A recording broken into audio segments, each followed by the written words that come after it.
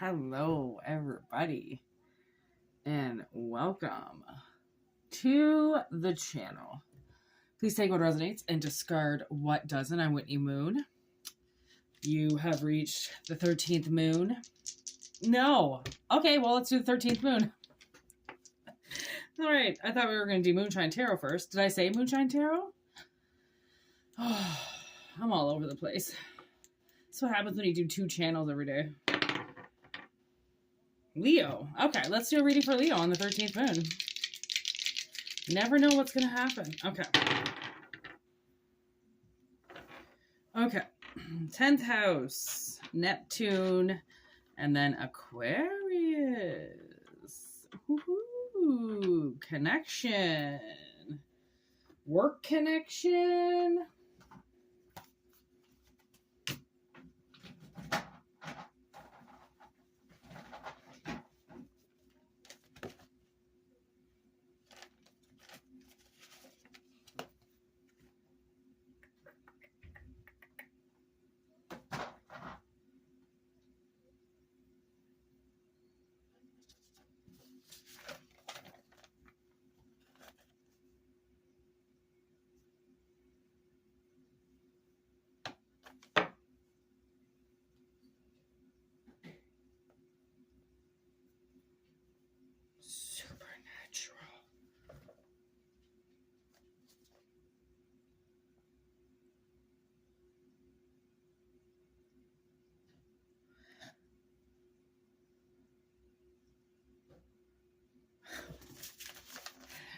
Okay, as we know, these are general readings, okay? And they can come up any flippin' way, okay? As long as they resonate, okay, that's really all that matters for an affirmation, right? So, give me this Neptune, please. I gotta know what we're dealing with here. Is it like a supernatural career advancement? Is it somebody delusionally thinking they're going to get something and they're not? It's on the wrong connection. I don't know. Hold on. Intimidating the witness time and time again. Holding something back. Causing unconscious reactions. If you keep doing this, you might die.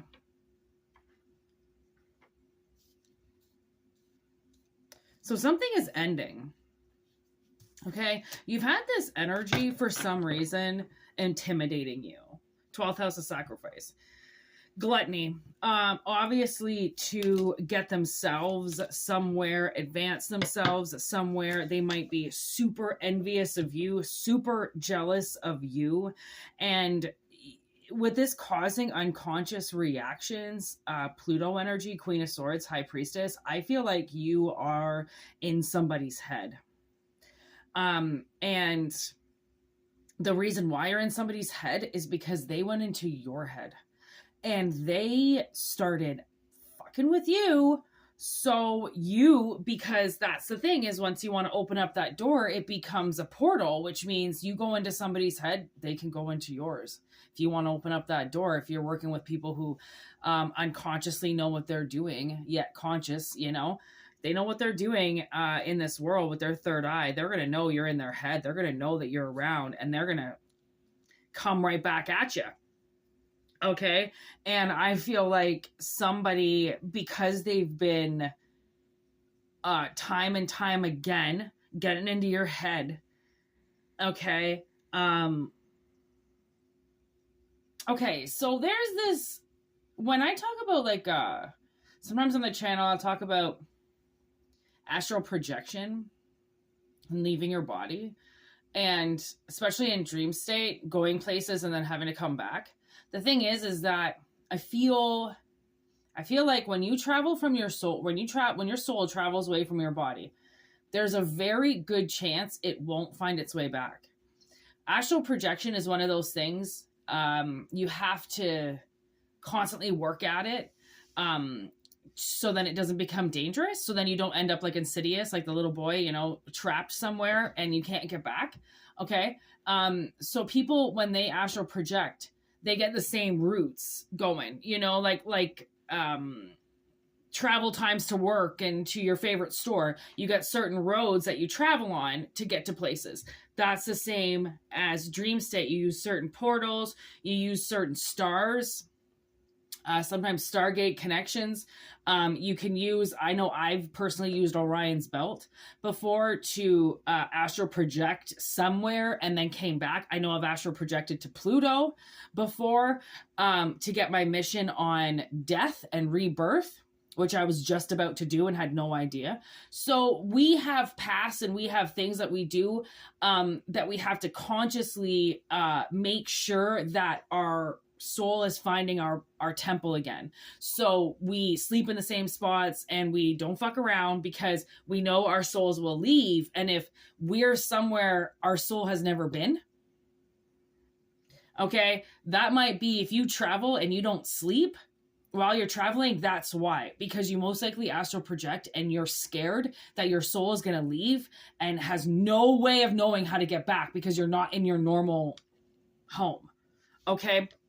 So somebody's been astral projecting into your head time and time and time and time again.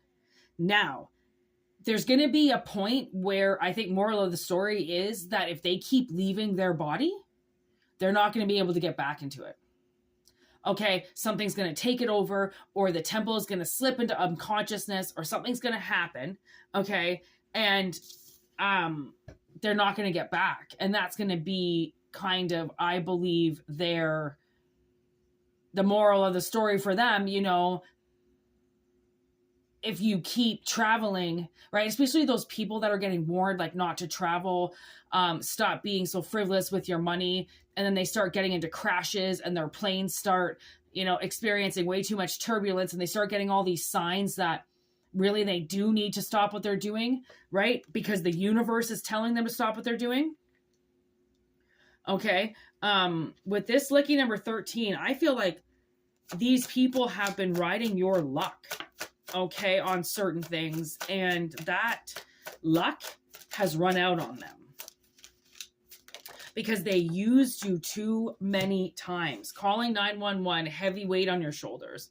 So they put weights on your shoulders. They did things to you. They made you take the blunt of the situation. They made you, you know, that would be like a 10 of wands, I kind of feel like, situation, right? They made you carry all their burdens. They made you carry all these unconscious reactions that they hold inside, that they say that they're not taking out on you, but they are. It's just passive aggressive. Okay, people who are passive aggressive, at some point you can actually say that that's almost more aggressive than being actually aggressive, because when you're being passive aggressive, it's almost like, you know, that you're pushing people's buttons. You know that there's a war underneath you and you're raging, but you're just choosing to hide it and poke at them until they get it, right? It's still, passive aggressiveness is still aggressive. It's just, you want to act like you're, you know, because you're being silent and throwing shit around, that's better. No. Okay. So somebody's definitely,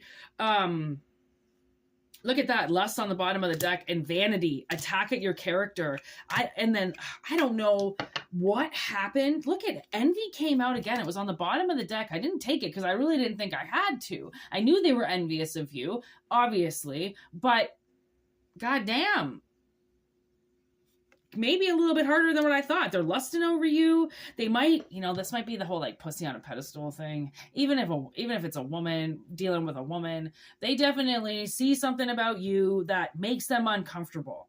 They want to intimidate it out of you. They don't want men looking at you. You're causing unconscious reactions in them towns away. Okay. And all this because of how you look. Really, Leo? Because of how you look? I mean, wow. Thief right there. They want to take something from you, heavy blockages, just because they can. Just because they don't want you to have it. Greed. On the top of the deck, these cards keep trying to fucking come out. Their successful journey, that's right after, but it's in reverse. Okay, so, and then the Knight on the bottom of the deck, which I feel like is going to be collective moving forward away from this person, because the actual authorities have been called on them, which means at this point in time, they're a threat to you with this jealous behavior. This what they would call envious behavior is actually could cause you death. Which you think, how could somebody's, opinion of me cause me death? Well, fun fact for you. If they're that envious of you, it just depends what it is that they're doing, and how good they do it. I wouldn't think that the universe would reward this person in any way, shape, or form, and that would just be by entertaining them. I do not feel like the universe is entertaining this type of behavior whatsoever. I feel like it has to be brought up because time and time again, they keep delusionally believing that there is some type of connection between the two of you and they have a right over you. That's how I feel, okay?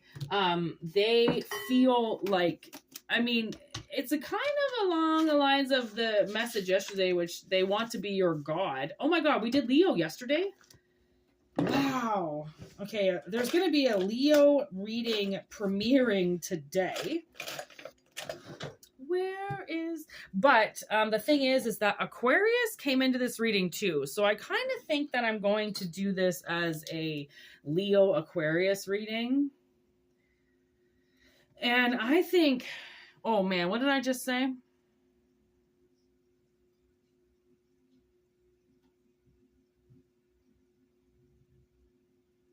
Anyways, okay, we're gonna put it up as that type of reading, but I totally forgot what I was gonna say now, or what the title was gonna be, but I can just rewind it. I can't think when I'm in these readings. I just have to keep channeling because I'm not awake, it's just my unconscious mind channeling this for you, right? So gone, vanished without a trace, with an enemy behind your private property line, vanished without a trace. Wow. Okay. So that's a pretty good affirmation right there, that you did have somebody that was behind your property line. Okay. And they have now vanished. Okay. Oh, so I think this is the person inside of your head.